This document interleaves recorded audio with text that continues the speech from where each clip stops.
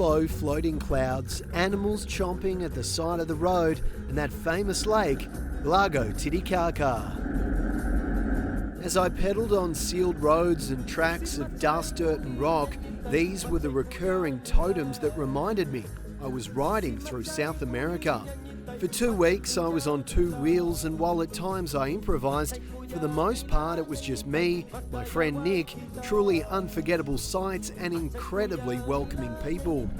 The sun at my back, some curious locals at my front. Well, you can't always be using pedal power. Sometimes you have to freestyle a little bit. And sometimes it's best that the kids are in charge.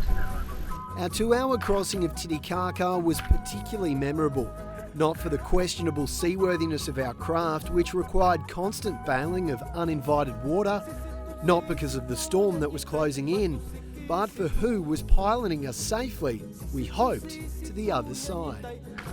In the middle of Lake Titicaca, 14-year-old skipper, 10-year-old crewman, and 2 adults who were absolutely petrified. We should have stayed on our bikes. Thankfully, like our bikes, we made it to terra firma, but it wasn't long until the storm closed in.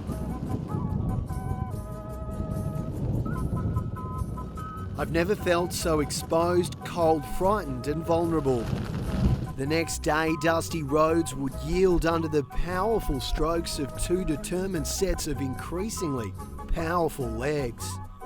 For every kilometre between La Paz and Cusco, and there were nearly 1,000 of them, there were special sights to save up. At nearly 4,300 metres above sea level, our lungs were tested, our imagination was not. These incredible vistas forever etched into our minds. There was perhaps no better spot to save this alluring beauty than at our campsites, our makeshift homes nestled amongst the rugged natural terrain of Bolivia and Peru. But we were here to cycle, to create new memories, and for 12 days we did just that.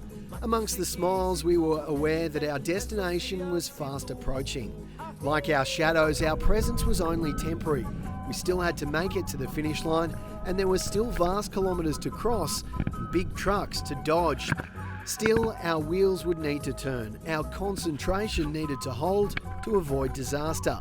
Every metre closer to Cusco, the excitement and danger increased. Almost there, baby.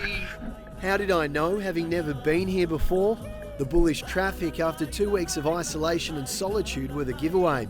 And when we did cross our imaginary finish line, the skies opened, expressing their disappointment our trip in nature was over.